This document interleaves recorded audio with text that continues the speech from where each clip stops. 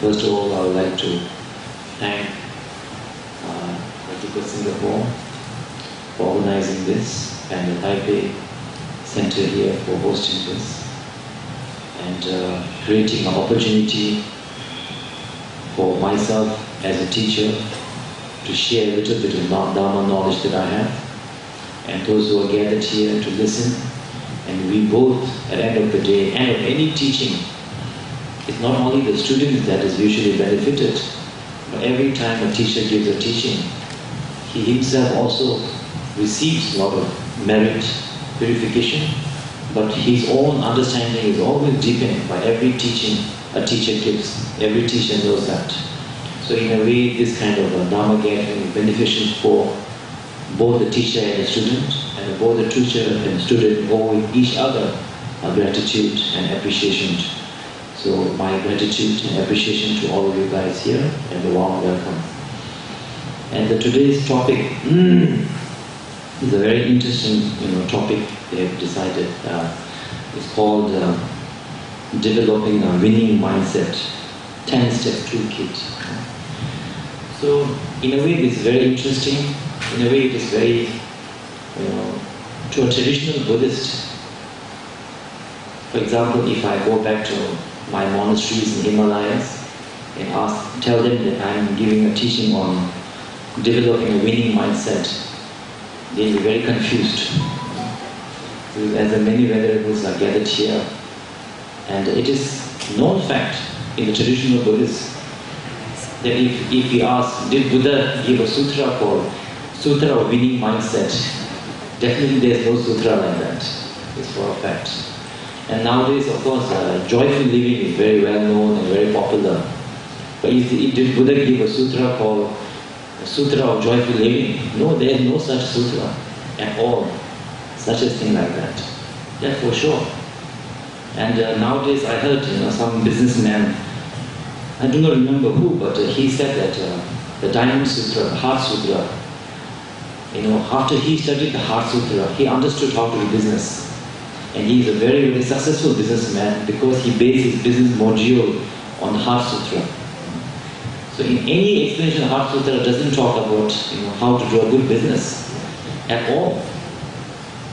There is no such a thing like that. Yet, if we can, Buddhist teaching be applied on such a things, yes, definitely it can be applied. Because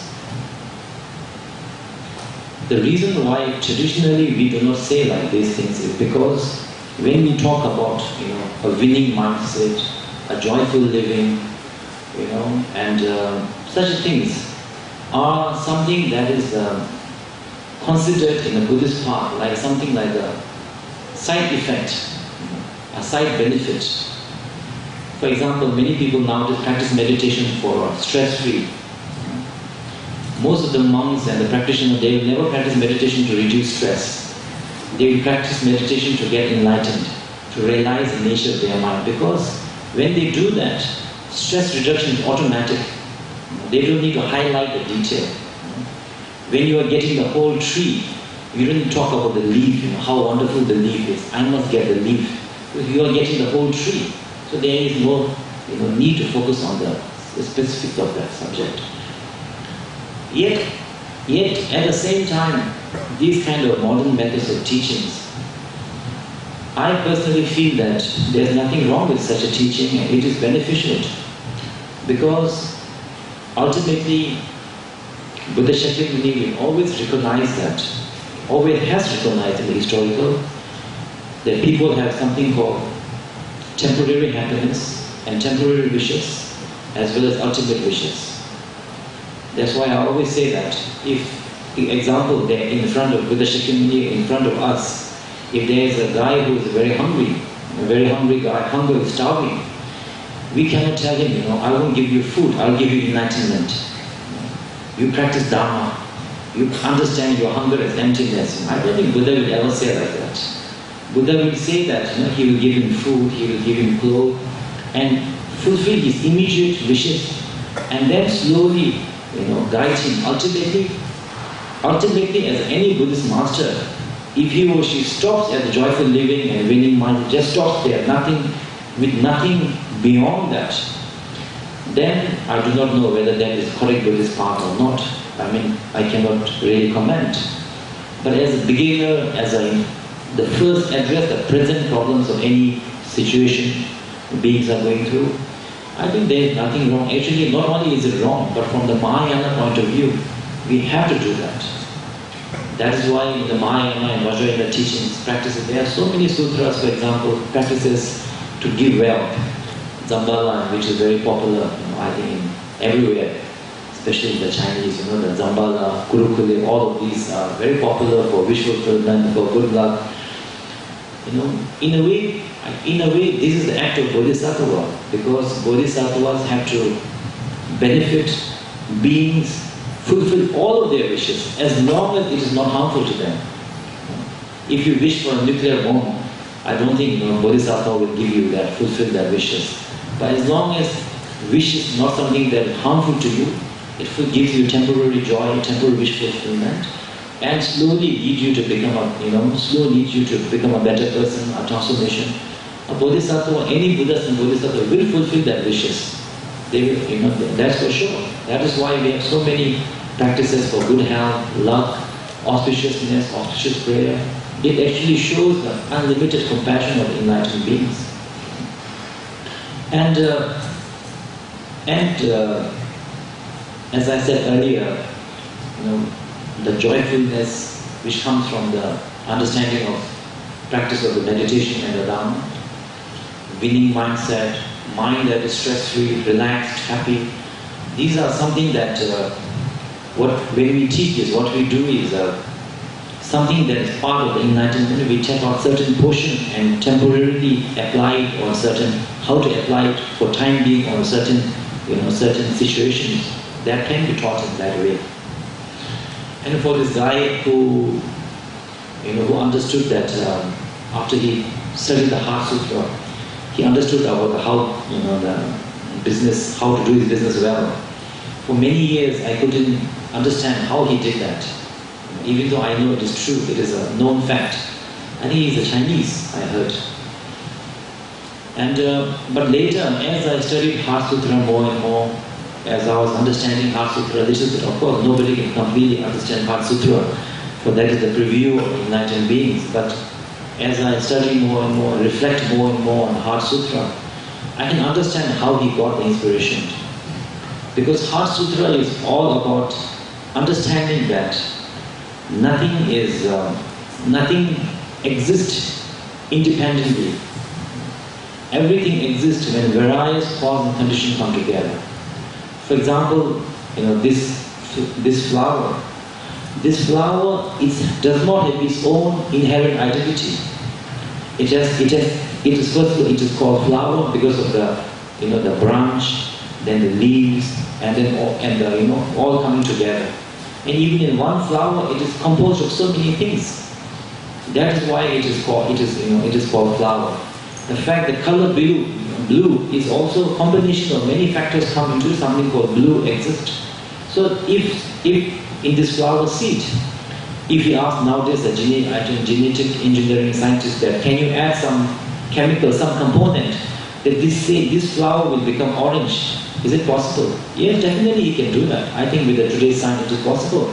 They just have to add certain component, change certain condition. This flower tomorrow instead of purple, it will be a yellow flower or red flower. It is possible. Why? Because this flower, blue, have no inherent existence. So I can understand how he applied how that person must apply in the business module.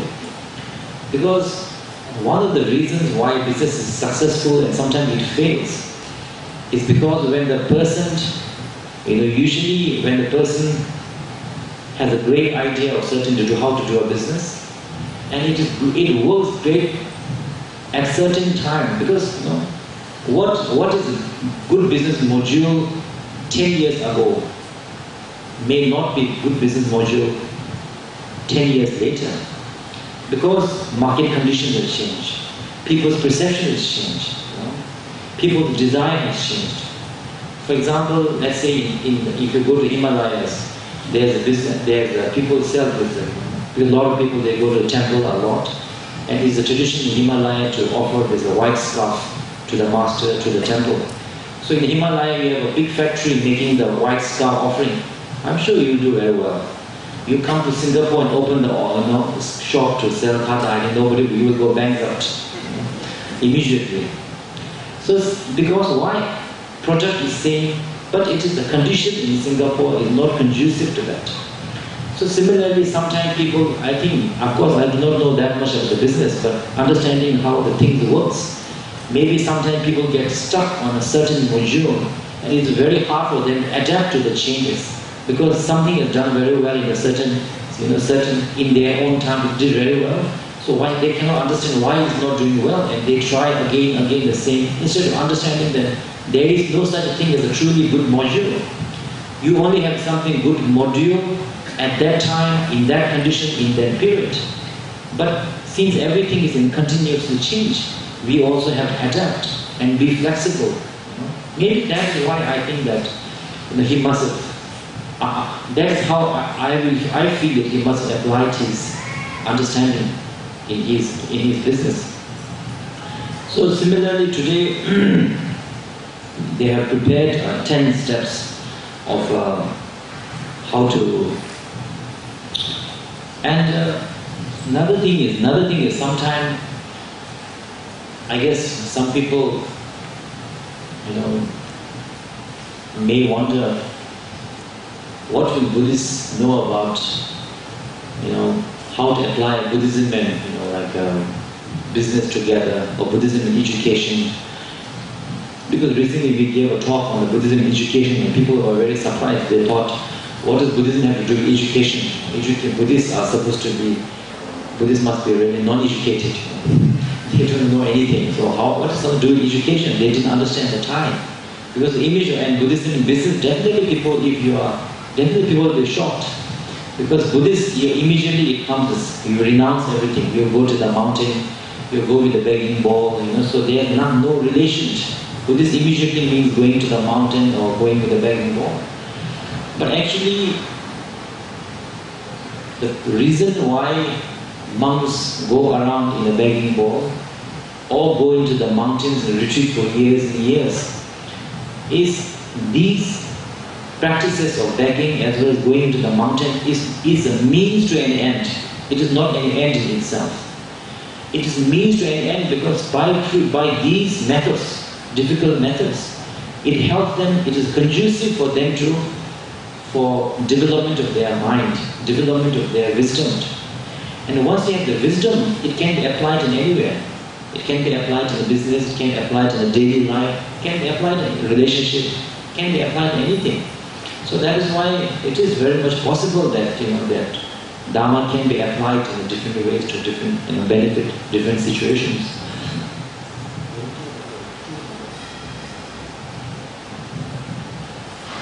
So today today is about winning mindset. So in order to winning mindset or positive mindset, and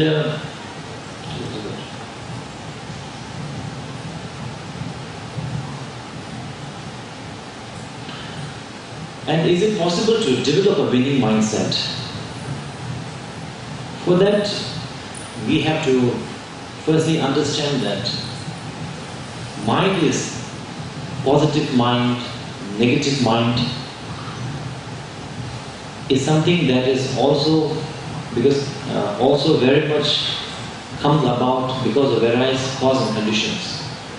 Like this flower came about because of the sea, the water, and right now also because of the leaf, each petal. All of this contributes to something called flower. So similarly, the mind is also the happy mind, the sad mind. It's also because of various causes and conditions coming together. It is not something that is. It is not that you cannot say that he has a happy mind, he has a sad mind. You cannot say like that.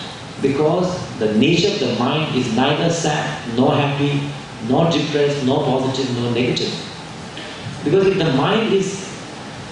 nature of the mind is sad, we will be sad 24/7. Nothing can be done about it. If the nature of the mind is happiness, we'll be happy 24/7, we'll be giggling. There's nothing can be done about it because it's the nature. For example, like a coal. Coal's nature or color is a black. So no matter whether you wash it, whatever you do with the coal, it will never become white, it will never become green. And similarly, the color of the conch or something that is white, no matter what you do, it will always remain white. You cannot kind of, but the mind is not like that. Mind is sometimes in certain conditions, certain images, certain sounds, certain situation, we feel happy about it. Certain situation makes us unhappy. Even things can be as simple as watching a movie. You watch something, a sad movie, even though nothing has happened to you. You are not in the war, you have not lost loved one, but just by watching a movie you feel very sad. Or you watch a movie that is very exciting, you feel excited, you feel very kind of energetic by watching movie. So that means that mind is how we feel, the positive mindset is very much conditional. It can be changed. So that is why if you have gone to some of the Vajrayana initiations where they introduce you to the mind, one of the best symbol they use is crystal.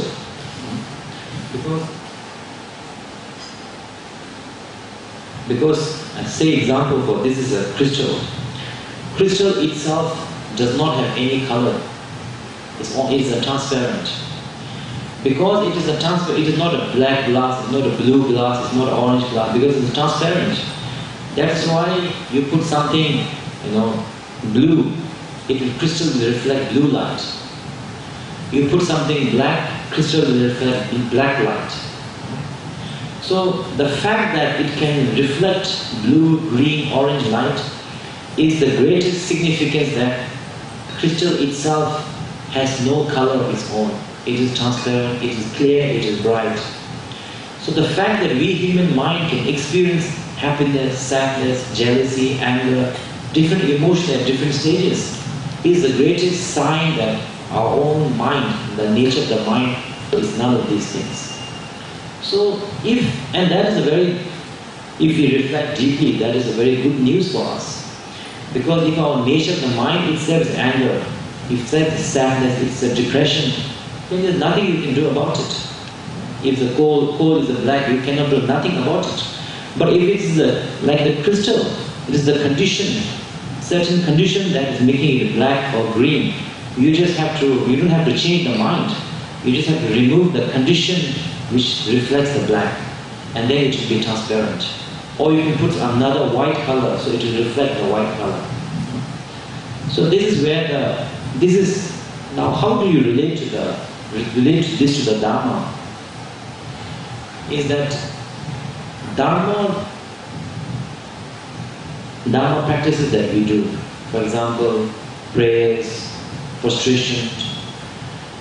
As a Buddhist, what we do, everything that we do is to create a condition or create a method which transforms our mind. Like instead of the black cloth behind the crystal, we are putting white cloth, the red cloth, and that is the temporary way of doing that. And ultimately we are trying to understand that the true nature of the mind is actually beyond any color and beyond any description, beyond any such thing. That's the ultimate target. But for the time being, we put a white cloth, anything except the black and the negative ones. So in order to do that, we think of Buddhists and Bodhisattvas. We do prayers, we do meditations. And a Buddhist meditation and prayer is very much different from non-religious, non-Buddhist prayers. Because other religions, we are not here to say what is right and wrong, but we are here to say especially the practice of the Buddhist teachings. So other religions, I think I'm not sure, I do lack knowledge in them. So I do apologize if my knowledge is lacks sufficient information. But I think that others, when they pray to a divine being to save them, divine being to help them. But in our cases, every time we do our practices, even when we are praying to the divine being, through the process of the praying to divine being, through the offering to the divine beings, ultimately what we really want is transform our mind. For example, here later we'll talk about offering mandala, where we offer the entire universe to the mandala, actually to the Buddhas. It is not that Buddha doesn't have clothes and he doesn't have house, so we need offering house or food or flowers. That is not the concept. It is that we ourselves are very much attached to our clothes.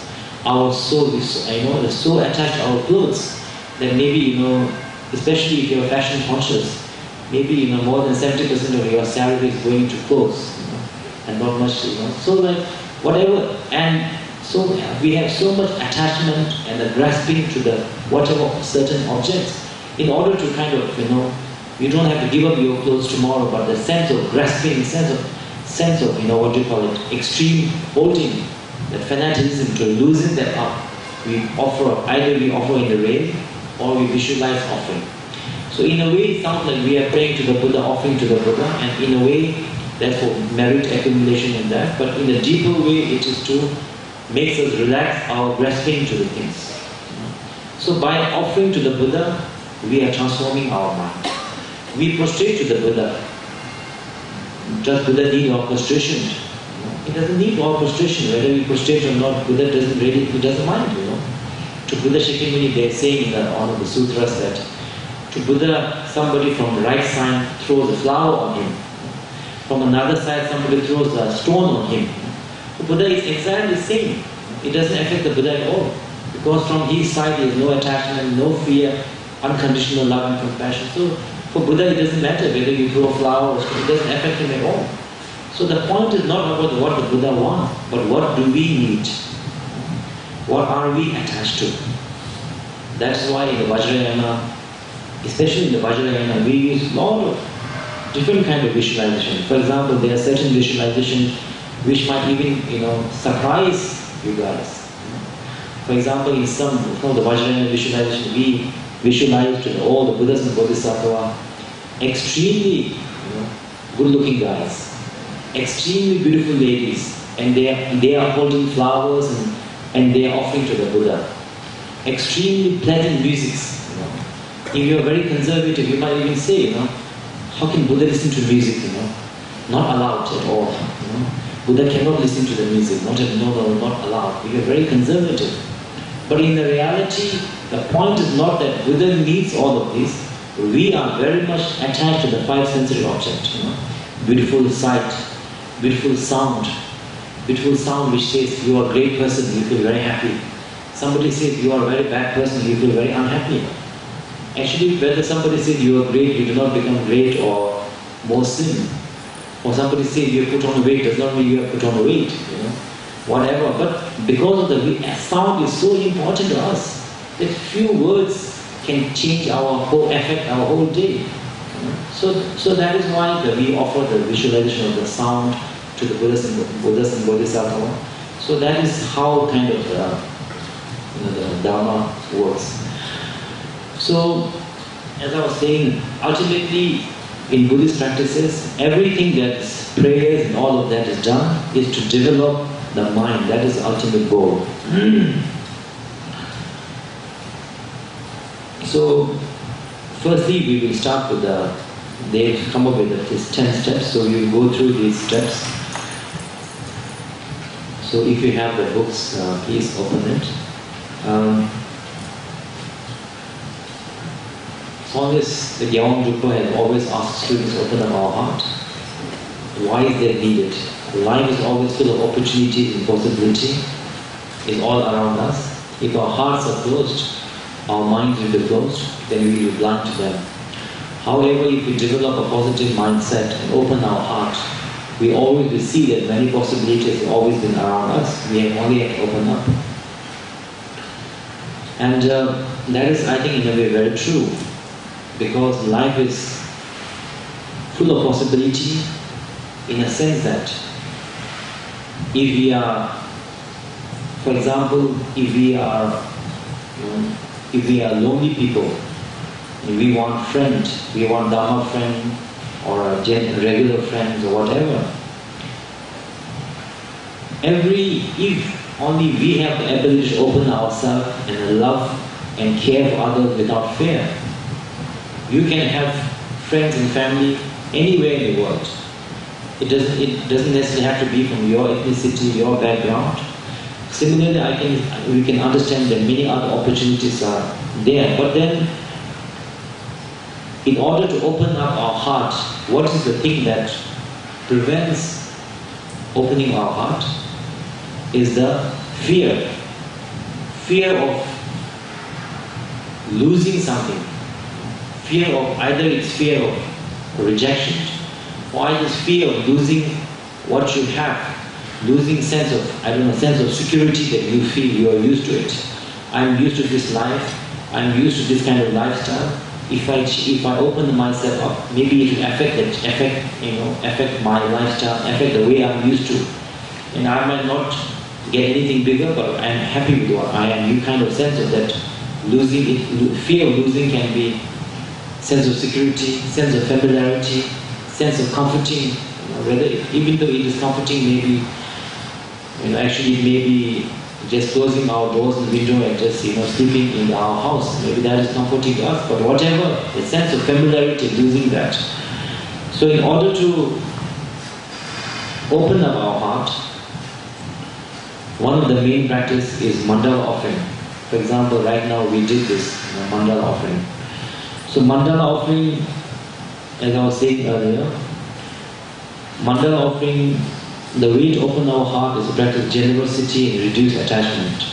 A basic fundamental practice in the Tibetan Buddhism is to develop generosity through the practice of mandala offering.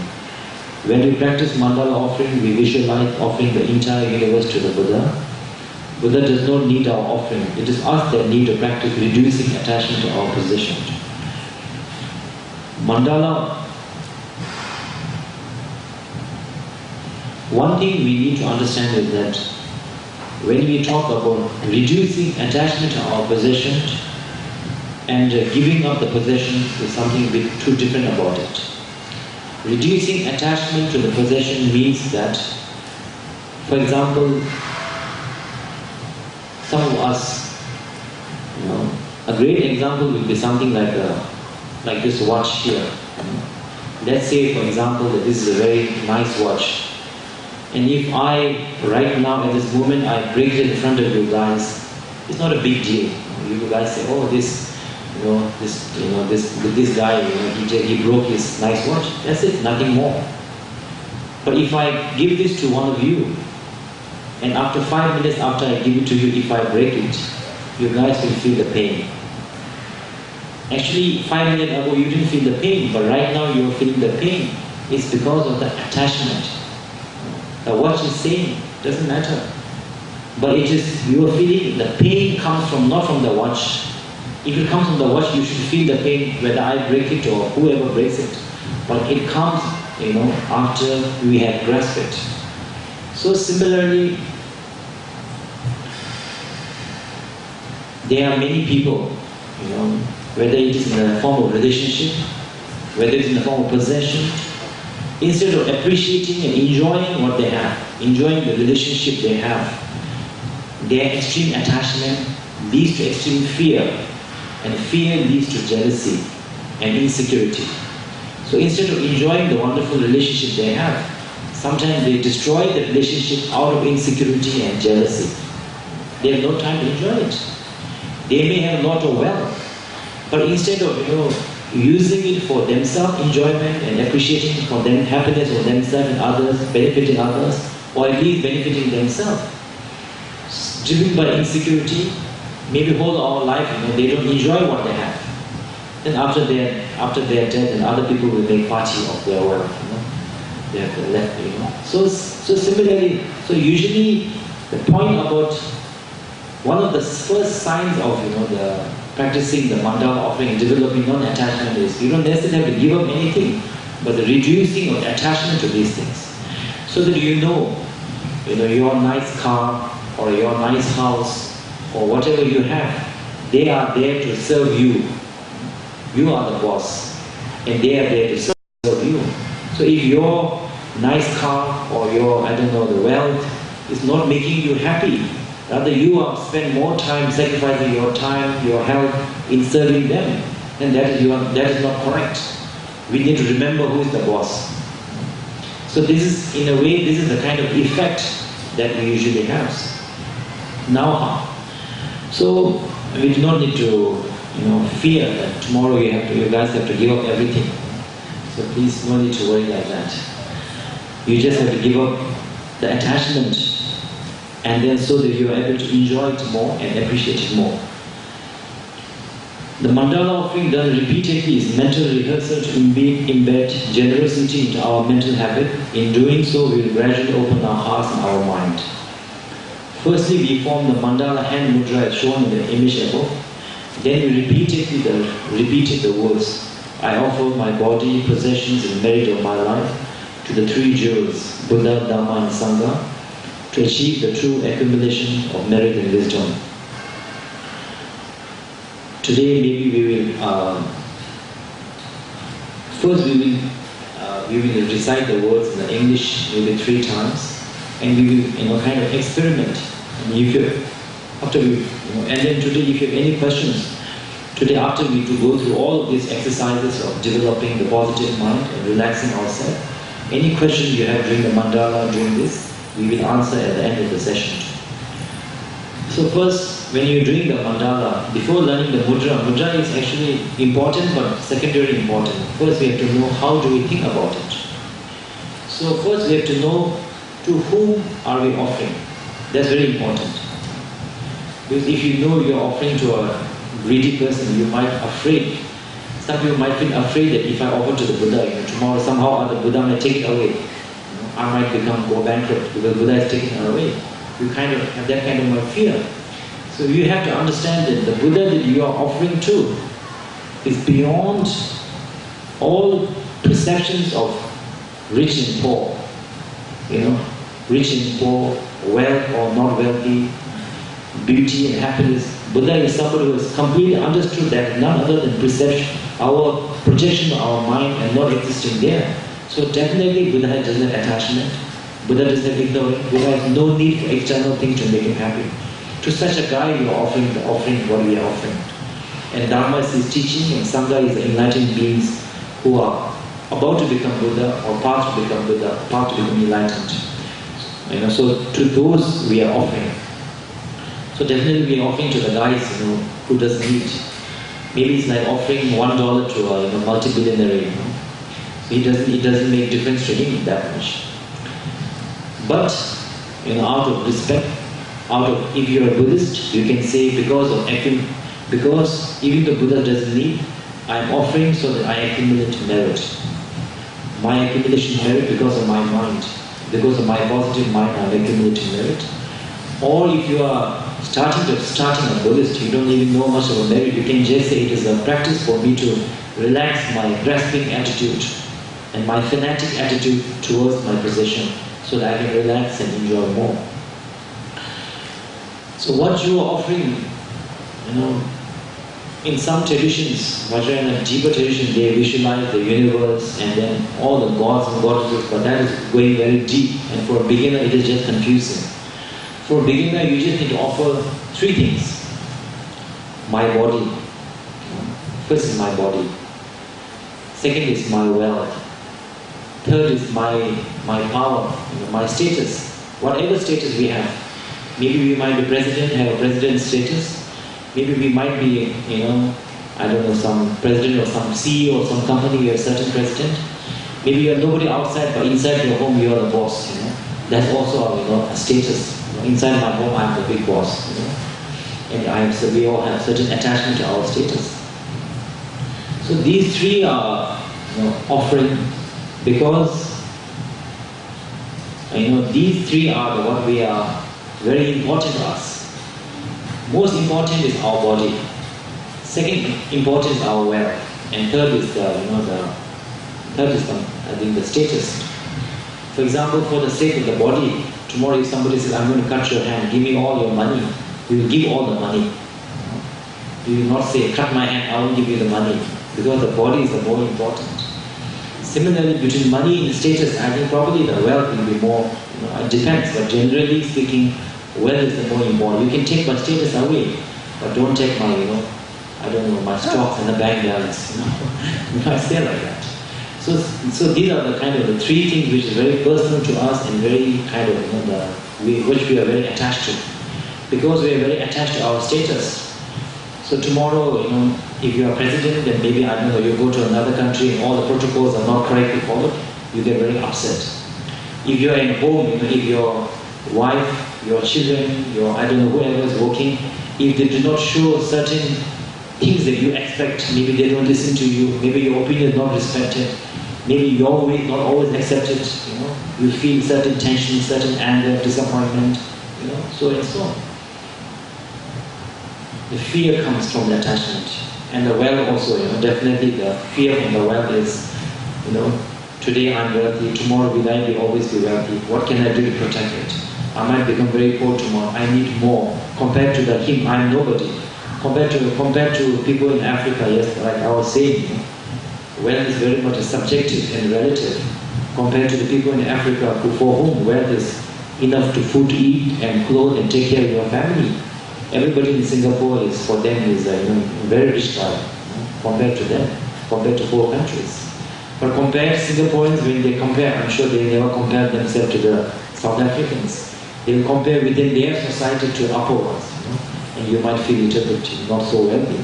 So it's very much relative and very much subjective of our perception, subjective of our perception. So anyway, that fear and the worry of the wealth is definitely there. And the last, our body. Am I too fat? Am I too thin? Do I have a clear skin? Do I have a pimple? Going to detailed things. Now I have a grey hair I'm losing my hair. What to do? And then of course maybe till 40, 50 you don't have to worry, but after some time, even no matter how much you maintain your health, maintain your look, whatever you do, no matter how many green teas you drink, after 50, 60 years old, we are all going to lose our look, that's for sure. There's nothing you can. And even if you are very good looking, it's for sure that there are some other people who are better looking than you, better dressed than you, definitely. How can that not be? So instead of appreciating what we have, our own looks, health, whatever money, bank balance we have, we are busy comparing with others. We are looking up and feeling very down. Instead of looking down or looking equally, we are always looking up and, so instead of enjoying what we have, we spend it in a worry. So that's why one of the masters, he said in his quote, somebody asked him, what confuses you most in this world? He said, the human beings confuse me very much. Because he said that the human beings sacrifice their health in order to gain wealth. And after they have gained wealth, they spend the wealth recuperating their health. And they live as if they are never going to die. And they die having never lived. So this is how we live our life, Neither appreciating, enjoying what we have, living in the fear, and when we lost it, we look back and say, oh, when I was young, I was quite good looking. We tell our children. But when we were young, actually, I'm sure we lived in so much fear and insecurity, we never appreciated anything, even our looks, whatever we have. So simple, definitely, when related to the body, there are a lot of fear and insecurity and sufferings, which destroys the negative, which doesn't let the positive mind come up. Definitely it is there. So the mandala offering, what it does is it relaxes us. So when we say one of the ways to do the mandala offering nicely and truly from the heart is to understand that everything in this world doesn't have that much essence. In the Buddhism, I'm sure you must have heard that we say that the material world doesn't have essence. It doesn't have essence. It is essence. It is an illusion. And sometimes it's hard to understand that. For example, if you are enjoying a nice cup of coffee right now, definitely there is enjoyment. Definitely there is essence. How can Buddhists say there is no essence in enjoying a cup of coffee? If I am going to wearing a nice beautiful clothes, definitely I feel enjoyment. Of Of course there is essence. And today we are enjoying very nicely, we are relaxed, we are all having a nice air-conditioned room. Definitely there is essence. If turn off the air conditioning, we are all sweating, definitely we will be suffering. Yes, samsara has essence in that sense, definitely there is essence. There is enjoyment. Yet, tomorrow,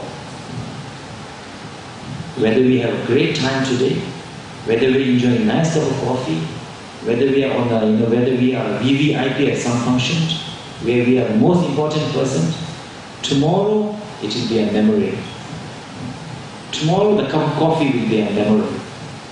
Tomorrow the fact that you are president and tomorrow you are no longer president, your president time of today, tomorrow is a memory.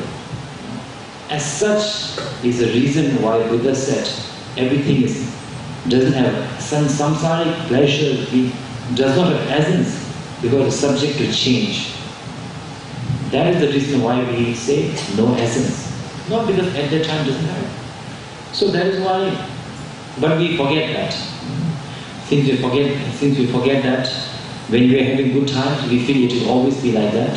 When we are having bad times, we are so depressed that we feel like, I'll never get out of this, I'll never get out of so embarrassing, so difficult situation. But no matter, even today we have a terrible time, tomorrow it will be a memory. Terrible time also has no essence. Wonderful time also has no essence. Tomorrow it will be a memory. And it will be as if it never happened.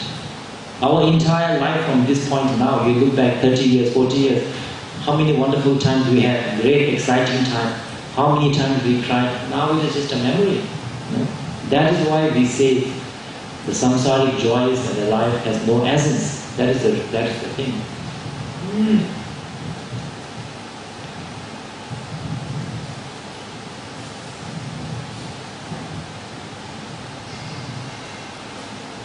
So, when we do the mandala, from a traditional point of view, because in Buddhist practices, one of the main practices, the main thing we follow is the karma, that our actions, what is happening to our life, for example, whether we are wealthy, whether we are successful, whether we are happy, is the result of our own actions of past life and this life. So any action that we do will have similar consequences. For example, if you want to have a good health, you have to give help to others. If you want long life, you have to stop eating meat or harming lives, release life, liberate others, so that you have a good health. If you want wealth, you have to give wealth, either to enlightened beings or to the poor who need it, so you get the wealth. So Buddhism very much is based on the karma. So by the fact that we are offering to the divine beings, one of the things we get is the merit, accumulation of merit. But another deeper thing is, as I said earlier, the non-attachment. So when you offer to the Buddha, now what we have to think about is, firstly to the visualize thinking part. To the enlightened beings, I offer my body. And when you are offering your body, you can visualize yourself as best on your best day. When you are feeling beautiful, you are feeling good, you are smartly dressed. You shouldn't offer yourself like a very lazy, dressed like a hippie, There is no worth offering. No, you should visualize yourself very smartly dressed. You are top, maybe if you are 40, 50, you can visualize yourself at your 20s, When you are very young, very smart, you can visualize at your top of your form, your life. And then you are offering that to the Buddhas. And not only bodies of this life, but the previous life, future life also, all my wonderful, my good health, my good looks, whatever, I offer to the Buddha. Buddhas and Bodhisattvas are the three jewels. Second is offering of the wealth. Whatever wealth I have, whatever good looks I have, whatever the physical experience that I am going through, whatever I experience today, tomorrow it will be a memory. It has no essence. So for something that has no essence, I should appreciate and enjoy, but there is no point holding on to something that cannot be held on to. So rather I offer to the Buddha my wealth, my body, my status symbols, my power, my authority, whatever. We have big power, different people have different status in the society. So we offer that to the enlightened beings. And by the result of such a mandala offering, more and more you do. For example, if you are somebody very powerful, you will probably spend your status and high status in terms of benefiting others, in terms of benefiting yourself and others, rather than spend a lot of time worrying that you will lose it and doing a lot of unnecessary things. I think this, I think that if some of you guys have watched this movie called The Lady, it's about Aung San Suu Kyi in the Burma. So in that movie, Michelle Yeoh, of course, she was saying that it is Aung San Suu Kyi's true quote, is that it is not the power that corrupts, it is the fear of losing power that corrupts. That's very true. If you are a kind person, if you are very good-hearted, sincere-hearted, you have a power, it's very good. Rather than have somebody negative person in the power, you should have somebody, a great being, a great, wonderful person in the power. He will definitely help. But when the power corrupts is when we get attached to the power. We want to hold on to it against all odds. Then the fear of then the corruption comes. Then instead of using your power to help other people, you are busy harming other people in order to hold on to hold on to something that cannot be held on to anyway. So that is the reason why I think that the mandala offering is very, very beneficial in terms of relaxing our mind, having a very positive attitude. So now we will do the physical, and not only that, and this is the general today I talk, body, wealth and the status is the general kind of offering. But if you are going through a certain difficulty period in that time, for example, let's say you are in a relationship, and you are very attached to the relationship, that instead of appreciating and relaxed, enjoying things in the relationship as part of your life, you are getting extremely fanatic about things. Sense of insecurity, sense of jealousy is getting too much. You can even visualize offering your boyfriend or girlfriend to Buddha. Really, you can. Definitely, they don't need it and they will not take away from you. But you can visualize it, definitely. Or if you are a CEO of a company and you are, so much fear of losing your status, and as I said earlier, offering the status, definitely it will help you very much. So these are the additional things you can add on to it. You can, according to what is affecting you in different situations of life, you can. And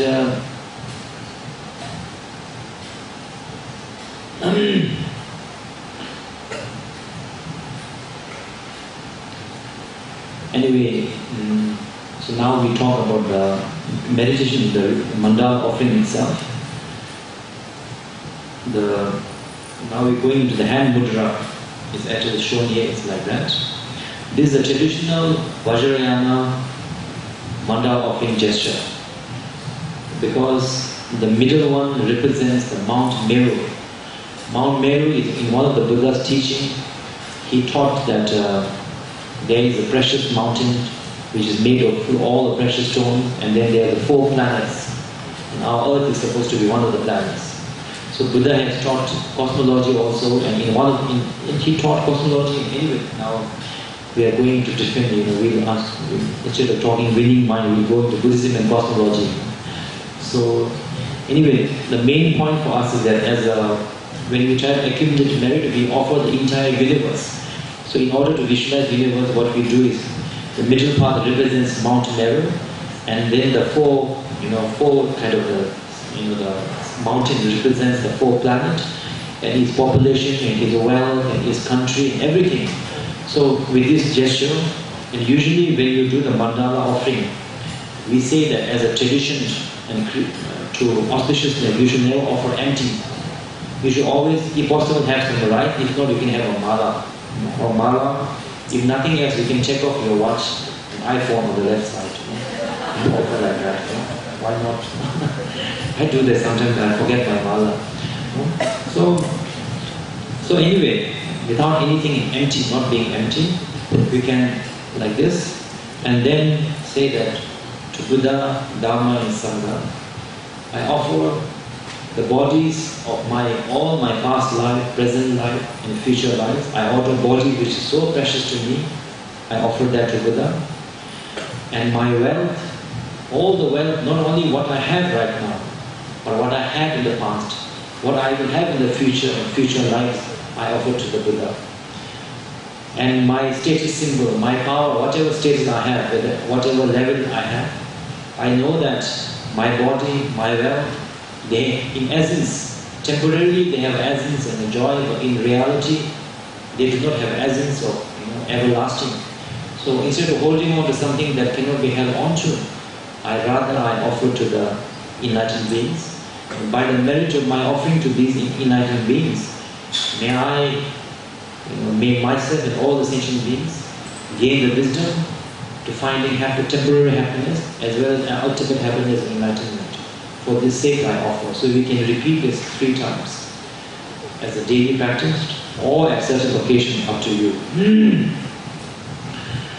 So now we will do the mandala offering.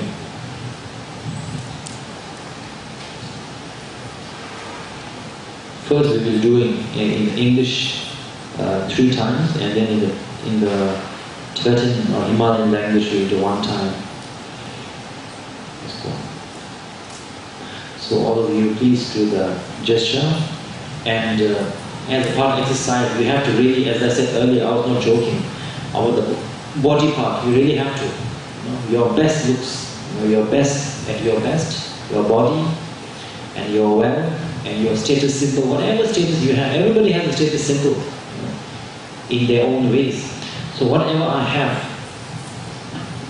today I might have whatever I have, today's experience, tomorrow it will be a memory. Similarly, entire experience of life. What happened yesterday is today's memory. Today is tomorrow's memory. So as is, all these things I offer to the Buddha and Bodhisattva, and may I reduce my attachment and accumulate merit. So we will, with this word, with this gesture, please repeat after me. I offer my bodies, possessions, and merits of my life to the 3 jewels to achieve the 2 accumulations. 2 accumulation is merit and wisdom. I offer my bodies, possessions, and merits of my life to the 3 jewels to achieve the 2 accumulations. I offer my bodies,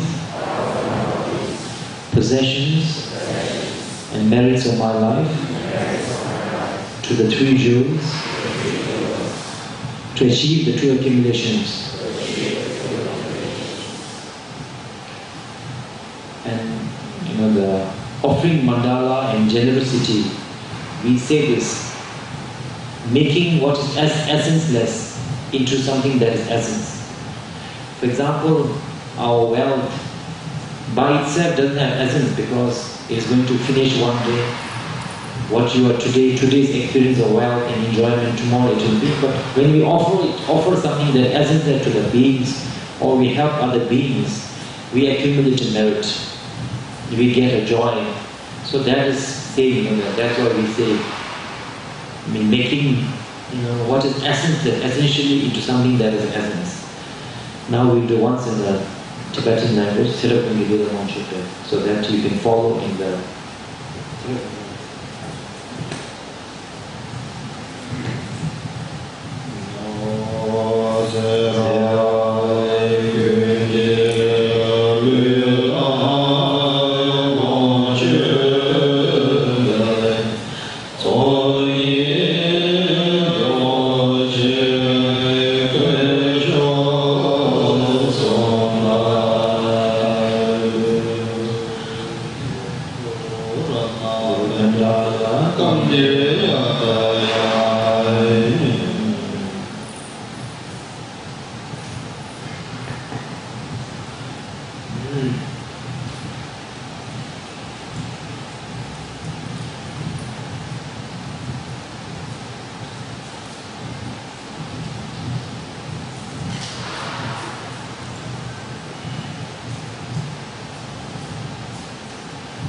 And here it says that finally, while performing mandala offering as a daily practice to transform the mind, It will be useful to transform mental rehearsal into physical practice through the actual acts of generosity through community service.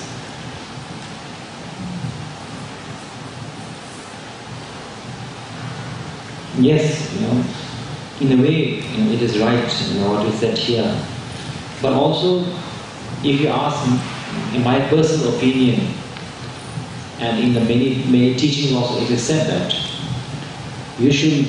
actual generosity shall be done when you reach a stage where you are happy to give, unconditionally able to give.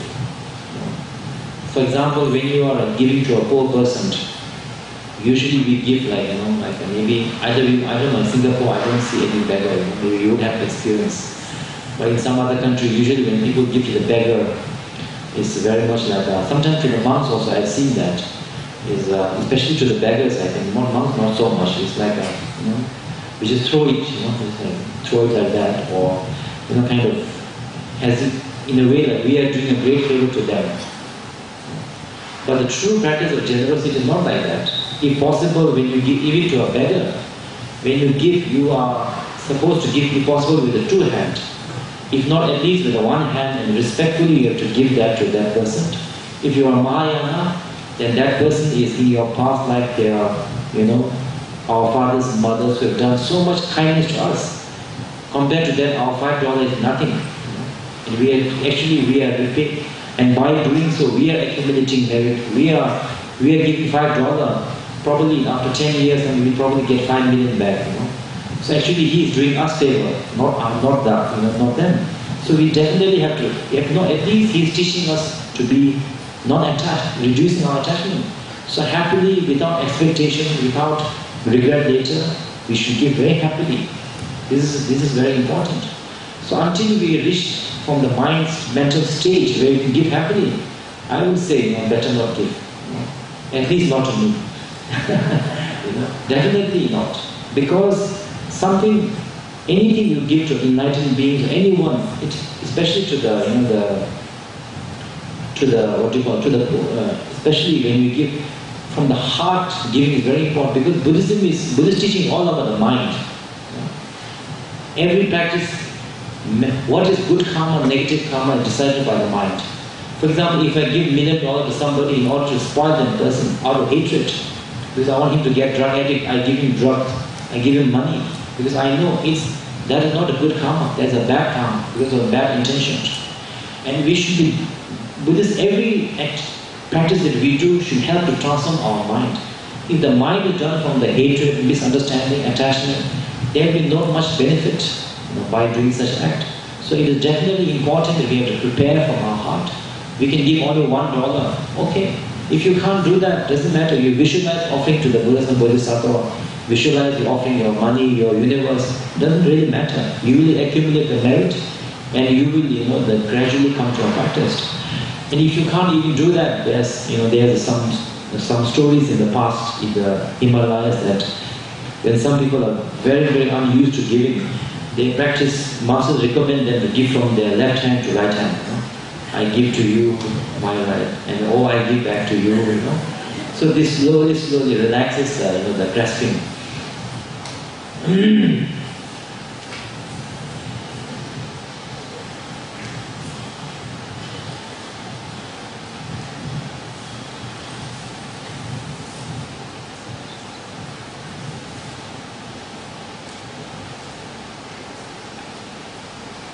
Now, actually, sometimes people, now it's not so much, but in the past people used to criticize the Buddhist community by saying that Buddhism does not do much charitable association, charities, or going to. Now, of course, we have a lot of organizations. For example, His Holiness the Gyalwa himself has founded the Live to Love International, which does charity, environmental, and all of that. We do that, but this is just founded 10 years ago. In a way, it is very true. But there is a reason, and it is not that Buddhists are not generous. In the past, there have been kings who gave up even the entire kingdom, their life, their eye itself to help other beings. We can read that. But as an organization, usually traditionally speaking, Buddhism does not support the idea of the charitable organization, organizing a charity life, in traditionally speaking. The reason for that is because Buddhism we have to do from the heart. So if they are organizations, sometimes you have no choice but to give. And people, even though they don't want to give by the certain conditions, they feel compelled to give. So it is kind of organization, not inspiration. And Buddhism very much individual inspiration from the heart and then help. And when the Buddhists usually help, it is very much recommended to not to boast about it, not to brag about it. Instead of saying in the newspaper, such and such charity organization donated so much, I don't know how many foundations have donated so and so. Buddhists as a practice, if you do that, as organization it's okay, but as individual, instead of transforming our mind into humble humility, it develops a sense of pride in us, sense of attachment to how generous we are. So it goes against the process of Dharma practice of developing ourselves.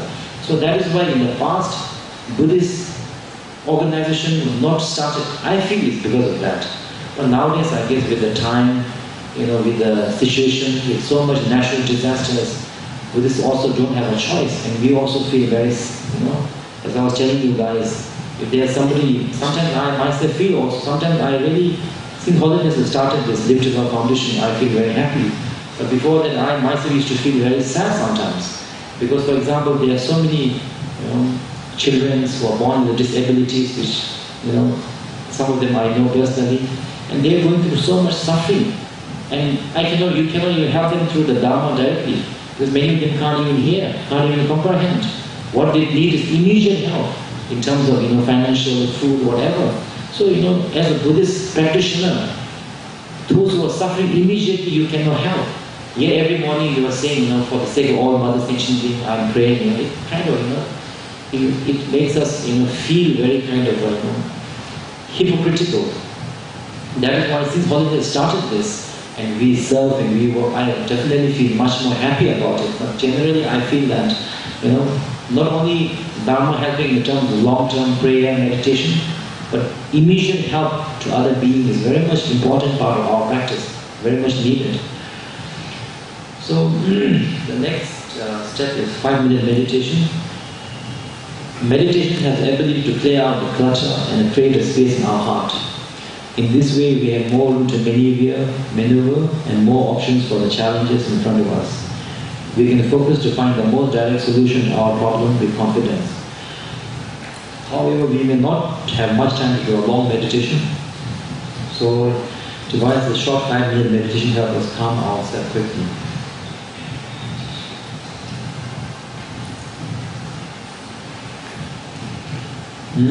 Again, this meditation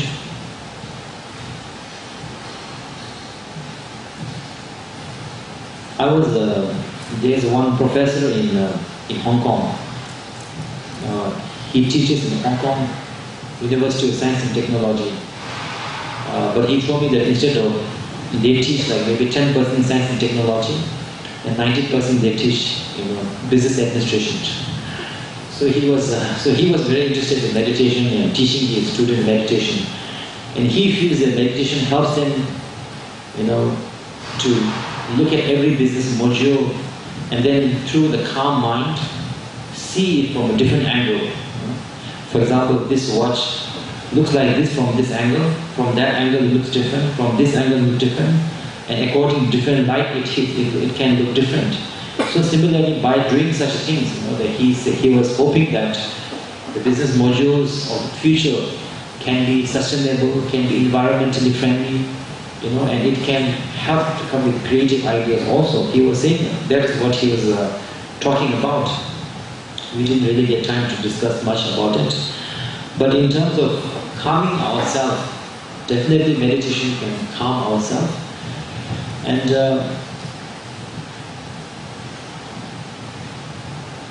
as a Buddhist practitioner, why we do meditation is ultimately it is to firstly to calm ourselves. Secondly, when we are calm, then to realize, then use this calmness to understand how our mind works. What is the nature of the mind? What is the nature of my emotion? What is the nature of my sadness? And understanding yourself more and more, that is the key goal of the Buddhist meditation. You can use an example like if there is a pond, if it's very muddy, you shake it up a lot, you cannot see the depth.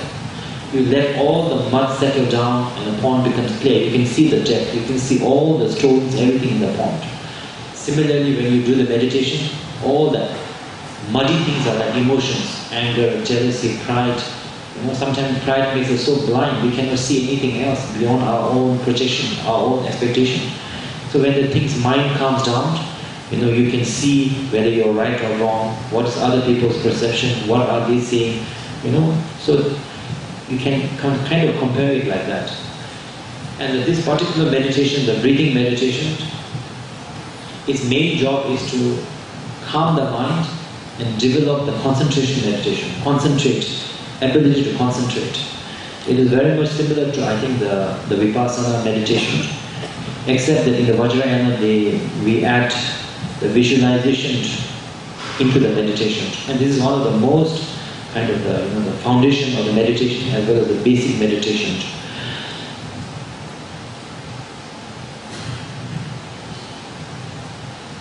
And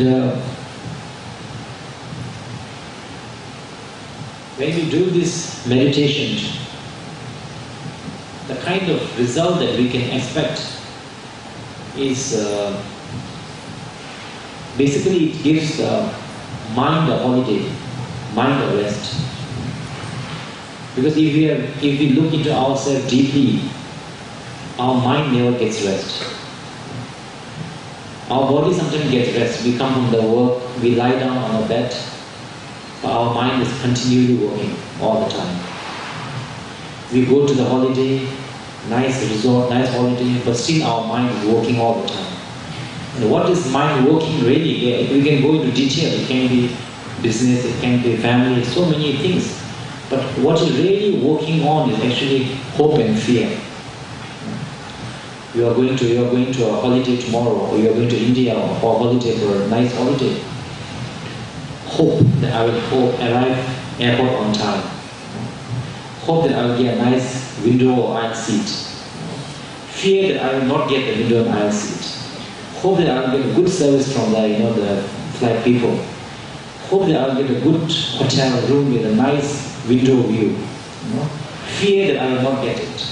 Hope that tomorrow is my holiday. I hope I'll have a nice sunny weather. But fear that I will not. And hope that maybe not too sunny also, it will be too hot. It's just a bit cloudy. Hope that when I go to see the amusement park, the queue will be so long. Or if the queue is not too long, then maybe it's not very exciting one, maybe the boring ones, nobody wants it. So all the hope and fear, all the time, is constantly making our mind go up and down, working all the time. And that is the reason why many of us have a sleeping disorder. Some sleeping disorder is actually a physical thing, is the medical reason for some liver or something like that. But I would say maybe 50 to 60% of the sleeping disorder is because the mind cannot be rested. We cannot rest our mind. I asked my teacher, His Holiness Gyalwa, why is it that people cannot sleep because they work? And Holiness taught me that he said, example is like the bicycle pedal. When you pedal the bicycle very strongly, after some time you don't need to pedal, it will still go. So during the day we think so much about so much hope and fear, there's so many things. In the night, without effort, the mind cannot stop working. So we cannot sleep in. Even in the bed, instead of just closing eyes, forgetting whatever morning finish is finished, now there's nothing to do. We think and think and think and think, Then of course, how can we sleep? So that is the reason why, And I think it is very true, because before I met so many successful people, some are, I think they are able to do very well, but many successful people, they are not able to sleep very much. I was quite shocked to learn that. I was shocked because when I was growing up in the monasteries we live in, there's about 500 monks. And most of the monks, they have one big problem. It's getting up. Because we have to get up at 4:30 a.m. 5 a.m. Our prayer starts. And the discipline master will come and knock on our door, throw water on our head, to get us up. So I think among these 500, I never heard even one of them has sleeping problem. When they're old, yes, they can't sleep that much. But when they're young, till their 50s or 60s, their problem is getting up. So how come we live in such a large number? None of them have sleeping problem, getting up problem they have. And why in the developed society so many have sleeping problem? So then I realized that truly there must be some connections between the mind, the stress, and the sleeping disorder also. So this meditation is a breathing meditation. And when you breathe, whenever, later we'll explain more, but whenever you breathe out, you have to concentrate, you have to visualize that when you breathe out from your nostrils, all the negative things inside us, for example, negative karma, negative action, negative thought, depression, sadness, anger, comes out in the form of a black smoke or a black wind. And whenever we inhale deeply, all the positive things in the world in form of the blessings, good luck, happiness, positive thought is inhaled by us in the form of a white wind or a white smoke. And we can say that it's a blessing from the divine beings. If you cannot visualize all the Buddhas, if you are familiar with, let's say, Amitabha or Kuan Yin or whichever Buddha you are familiar with, you can visualize from that particular Buddha the blessings come in the form of white light and enters into our system and blesses us. You can visualize like that. So when you do this thing, this meditation, you will feel sense of relaxation.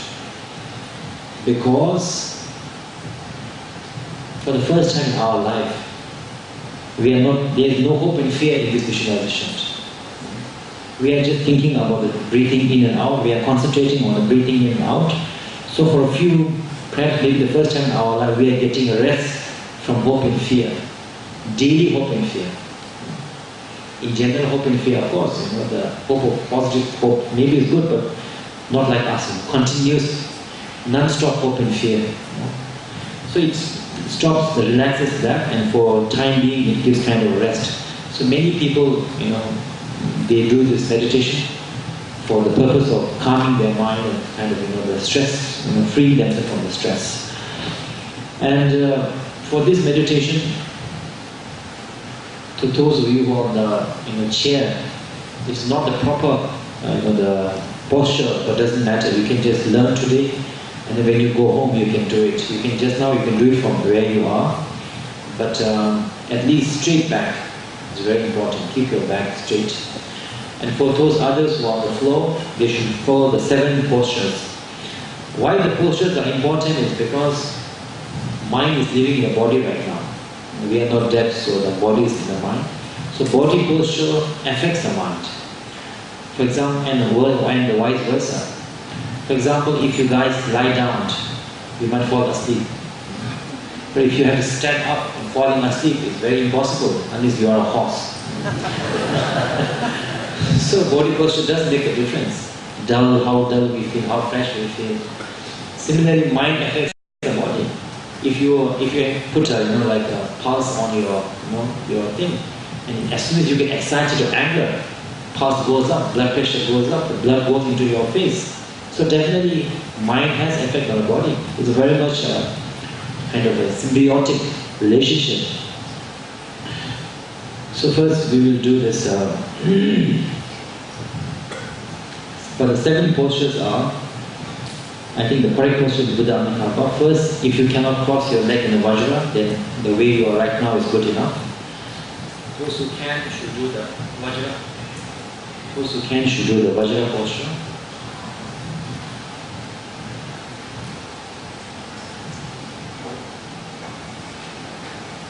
Vajra posture is the left leg inside, and then right leg from outside to bring it up.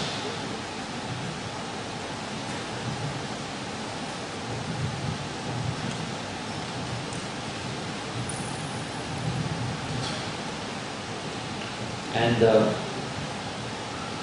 second step is the hands in the posture of equanimity. This is called hand of equanimity. And the third is the back should be straight. We say straight like a stacked gold coin. Straight. And then the shoulders should be either spread out. Doesn't mean don't hunch down or like that, but spread, kind of spread out. And the neck slightly bent down, a little bit bent down. And then the tongue should be touching the upper part of the mouth. Upper part of the mouth. And the eyes about, if you look about 1 meter in front of you, it will be comfortable. So again I'll repeat, the legs crossed, hands in equanimity posture, back straight, shoulders spread out, neck slightly bent down, and the tongue touching the upper part of the mouth, and the eyes looking about 1 meter down in front of you. Then first we begin with a long exhalation from both the nostrils. Very long exhalation, and together with exhalation from the nose. Exhale and inhale from the nose. When you exhale, visualize that all the negative karma, negative suffering, depression, sadness comes out in the form of a black smoke or a black wind. So we'll do the first step, breathing out from both the nostrils.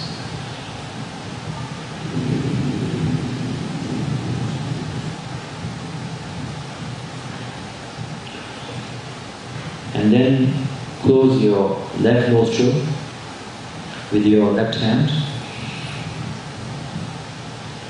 And inhale deeply through the right nostril. And when you inhale, visualize all the blessings and the positive things in the light come into our system. And when you come, when the air has come inside, keep it under your tummy for about 2 or 3 seconds before exhaling. Okay.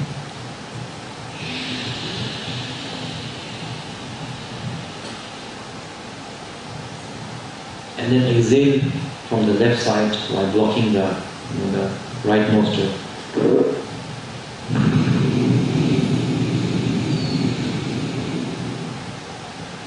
Inhale from the left, positive light.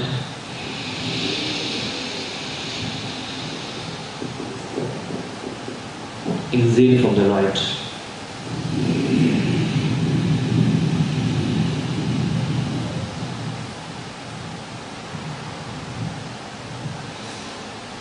And then the third step is to inhale deeply from both the nostrils, keep in the tummy for about 2 or 3 seconds. Then exhale from both the nostrils with a force. Inhale deeply from both nostrils. Keep in the tummy for a few seconds, 2 seconds, and then exhale with force. Now again from the left nostril, block the right. Block the left and inhale from the right.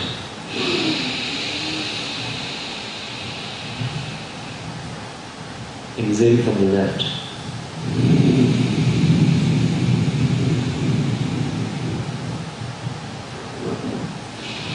Inhale from the left, exhale from the right. Exhale from the right.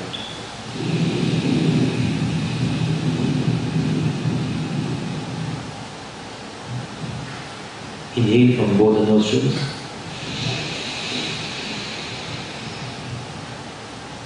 Exhale with force. Block the left, inhale from the right. The blessings.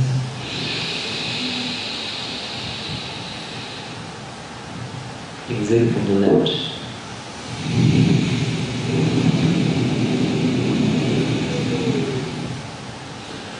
Inhale from the left, exhale from the right.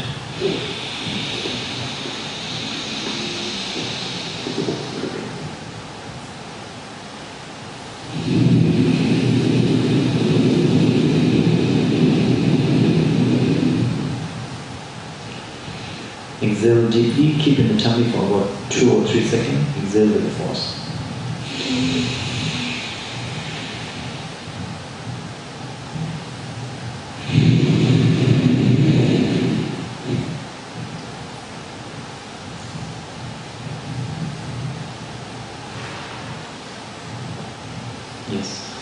This is the minimum set. Today we do 3 sets. You can check your mind. How do you feel? A little bit rested? So,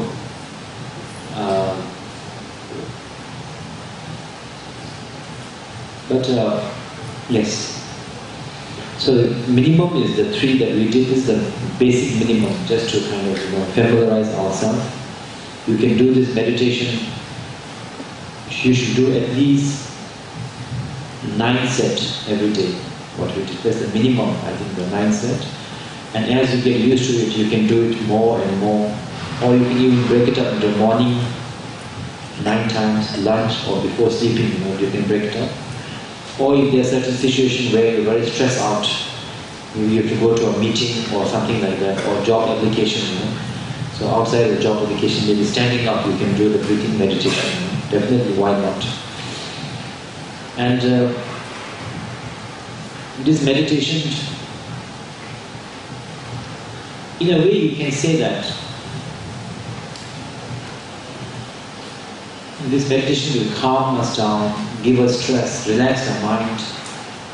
But by itself, we will not go that much deep.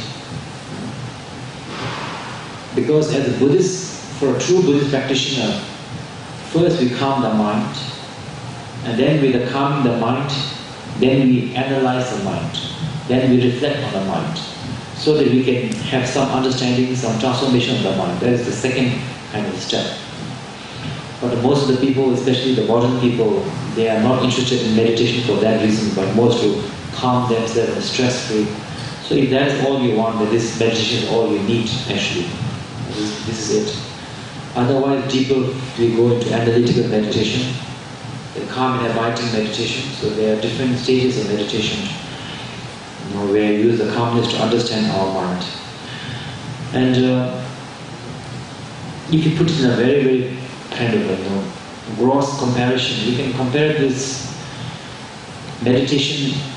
Why it calms you down is actually in a way because you kind of forget about your problems while you're doing this meditation.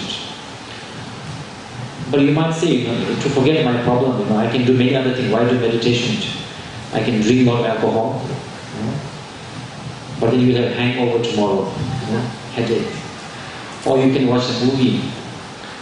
But watching a movie does not necessarily give your mind a relax. It may make you forget this problem, but it will create another sense, another continuous chain of hope and fear. In the movie, everybody is very rich or beautiful, you will feel a sense of hope and fear for that. If the movie says that people going to a very wonderful place, quality, you will feel a sense of hope that I wish I can go. I'm so sad I cannot go. I'm stuck in this job, this country. I want to go to an exciting place. So it may forget this situation, but by that kind of using this method, it may create another kind of chain of hope and fear. So that's why this meditation, for this purpose itself, is very much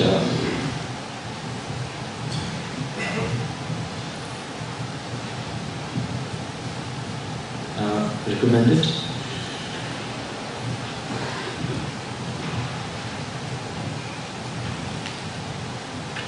And when you are doing meditation, this meditation or any meditation, sometimes the mistakes that we make as a beginner is that when you do meditation, we want to do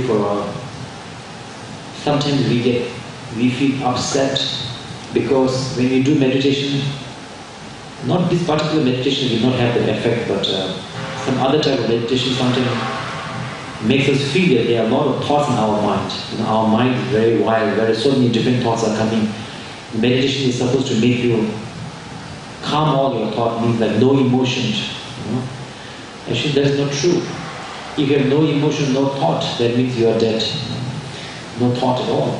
Rather, meditation is to calm mind, understand the emotion, reflect it in a very calm, and understand the nature of emotion. That is the goal of even higher meditations are like that. So, and one of the things when you're doing meditation is, meditation at the beginning should be done in a very short period. For example, let's say 5-minute meditation, and then maybe 2-3 minutes break, and then again do the 5-minute meditation. So it should be continuously, but with a break. That is an important and helpful beginning meditation. Now, number 3 is about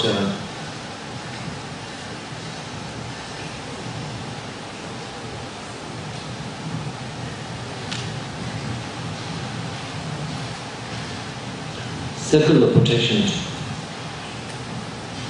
Circle of protection is protective field you can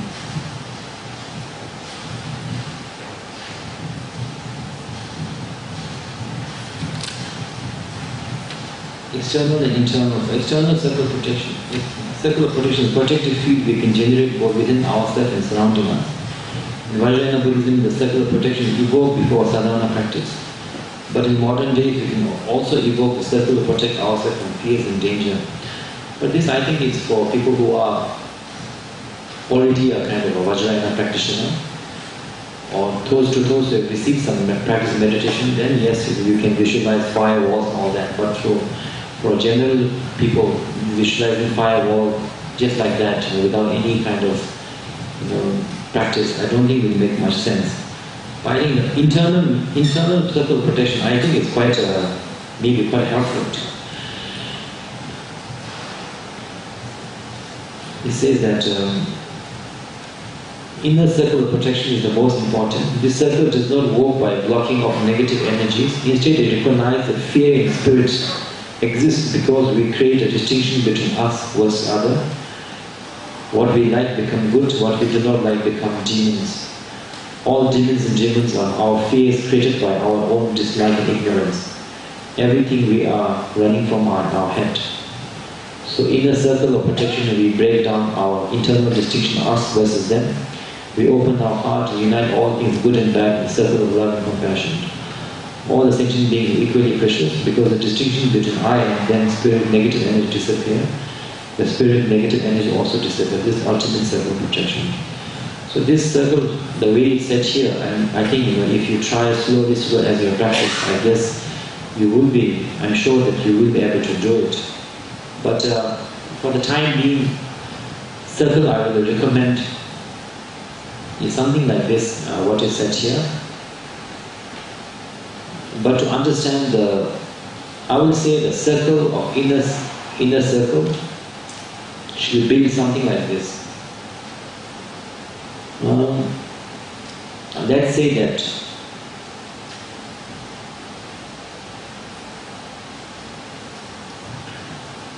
let's imagine us in certain things.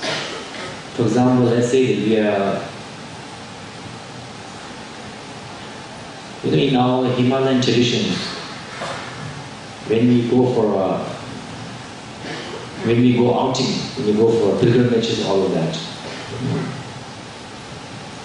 it is recommended for us to accept whatever happens. When we have very good sunny weather, it's considered a blessing. Because of course there's no rain, nothing gets drenched and all. When cloudy weather is also considered very positive because not so hot. And then not so hot so that we are cool and comfortable. If it rains a little, it's called a rain of blessing. People get very excited. So basically what that means is whether it's sunny, whether it's raining, everything is positive. Everything is a blessing. So that is how we understand that is, that there is no such a thing, no such a thing as good and bad that exists outside. When we want to dry our things, when we want then the warm weather, sun is very good, we like very much. We want to get suntan, we like sun very much. We are afraid of skin cancer, we don't want sun. We want to hide away from the sun. We are feeling very hot, and if it rains, if there's a cloud, we feel very happy about it. And if we don't want sun at all, if there's no rain at all, we may be very happy. But next few kilometers from us, there are a lot of farmers. they will be very suffering a lot because there's no rain. So through this, what we try to understand is that there is no such a thing as good weather or a bad weather, or a good fortune or a bad fortune, but what is projected by us and what is perceived by us as a good. If you are a traditional Tibetan Buddhist, Himalayan Buddhist, if it rains, you will be very happy. You will call it a blessing rain from the divine beings. If you are a normal tourist, go to the Bhutan or Himalayas, if it rains, you will say, this rain is ruining my makeup, my mascara. I'm very upset. Little bit of sun comes, you need to put a lot of hair on top of that. Usually when we do pilgrimages, the people usually from the Asian society, they put sunscreen, on top of it they wear the hat, on top of it they wear a mask, so we cannot really see them anything beside their eyes, even though it's very hot, so they are, for them, it is, but you go to the Westerners, they are, burning themselves in the sun, in order to become bronze in the sunshine. So by us understanding that what is considered good and bad is depending on who you are, what is your projection and what is your perception. So that truly means that there is no such a thing as it said here. There is no truly good or bad exists outside.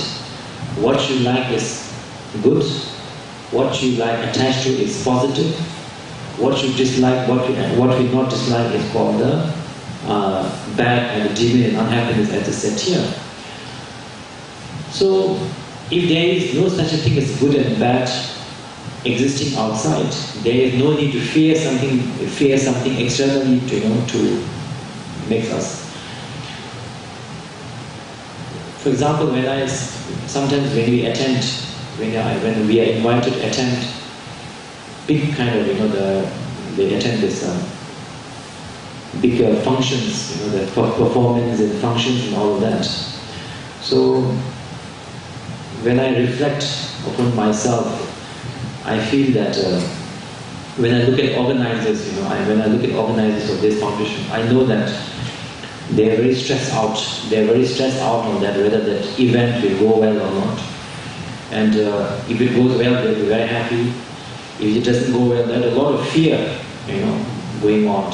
For them, if the event goes well, they'll be very happy. But let's look at that event from a competitor's point of view. From the competitor's point of view, that event fails. If event flops, something negative things happened, that competitor will be very happy. Therefore, that competitor, that other person, to be failing in that kind of event or a commercial project is a happiness to them. So whether we feel happy or sad is not an object but our own projection. So, but this is to speak in here is kind of easy, but in actual reality, it's not that easy to kind of practice. So those of you who are doing some practices, for example, especially if you are practicing praying to, let's say, if you are Chinese tradition, you are practicing Kuan Yin Buddha, Kuan Yin or Amitabha. If you are Vajrayana, you are practicing Guru Padmasambhava or any Guru. One of the ways to understand how the mind projects and relax in the present, relax in the mind without projecting is good and bad, is called the practice of dissolution. In that practice is, let's say you chant Amitabha Buddha's name 100 times. Namo Amitabha, Mami Devashi, Om Besa Guru, whatever you chant. After you finish your chanting, you visualize the Buddha becoming a ball of light in order to bless us. Whichever the Buddha you are familiar with, if you are Vajrayana, it will be inseparable from the Guru. If you are Mahayana, then just a Buddha, dissolve into our light, it becomes with us, one with us. So let's try today. Today we have, let's visualize Buddha Shakyamuni.